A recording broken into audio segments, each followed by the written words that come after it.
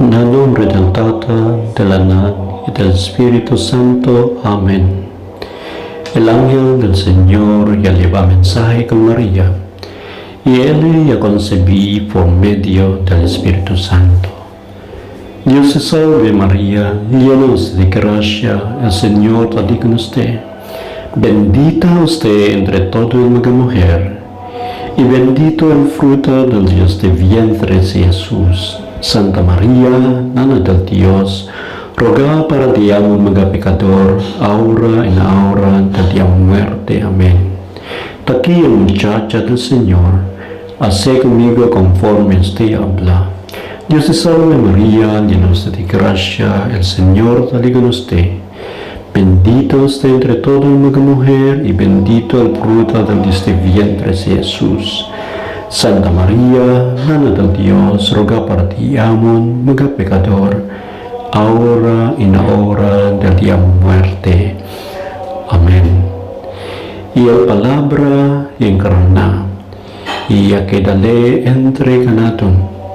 Dios te salve María, llena de gracia, el Señor está con usted. Bendita usted entre todas las mujeres, y bendito el fruto del Dios de vientre Jesús.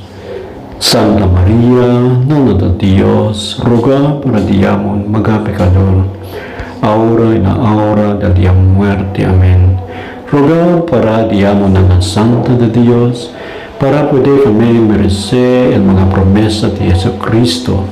Reza kita, oh Señor, Masya Dios de gracia na diamo mga corazón, para que kami con quien manda saber la encarnación de Jesucristo, el Dios de Anak, por medio de un mensaje de un ángel, y gana kami el gloria de resurrección, por medio de su pasión y cruz. Te pedí kami por medio de Jesucristo, Diaton Señor. Amén. Gloria con el Tata, y con el Anak, y con el Espíritu Santo, igual como en el principio, así ahora, y siempre por todo el siglo. Amén. En el nombre del Tata, del Anak y del Espíritu Santo. Amén.